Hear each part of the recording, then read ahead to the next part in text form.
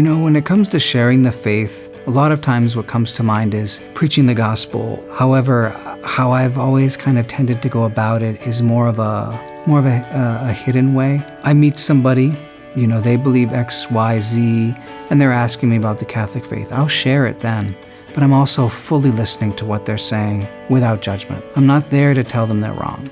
I'm there to listen. And I have found that most of the time that's much more effective. The battle with somebody doesn't really ever seem to work.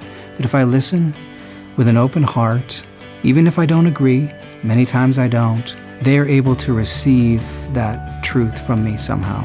One way that I preach the faith is just by my example. I wear a habit. It's a great opportunity to tell them. I always do it gently and simply and to the point. It's never about converting them.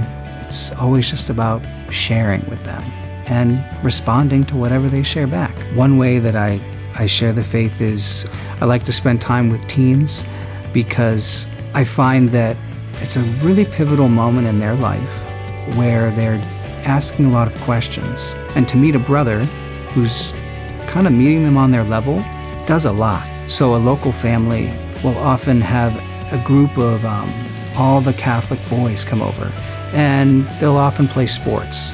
And I'll be there with some of our other brothers, and we'll just play the sports with them.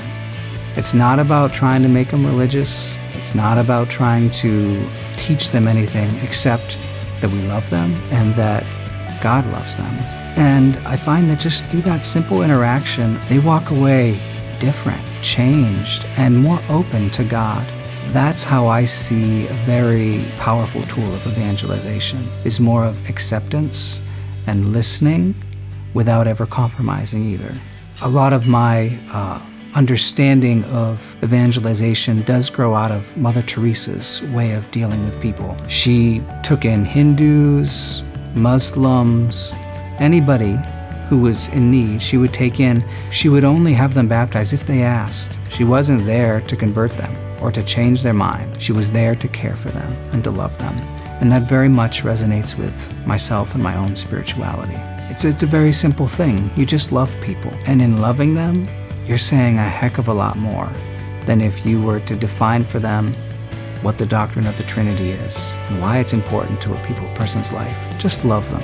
When people encounter love, they instinctively want to know, where does that come from in the other person? If they know that it's because you're a Christian, you're a Catholic, you kind of sold them right there. I once heard that people will forget what you do for them. People will forget what you say to them, but they will never forget how you made them feel.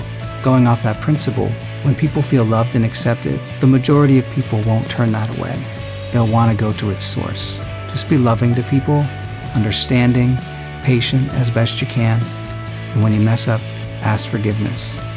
Those things speak volumes of God and of our Catholic faith.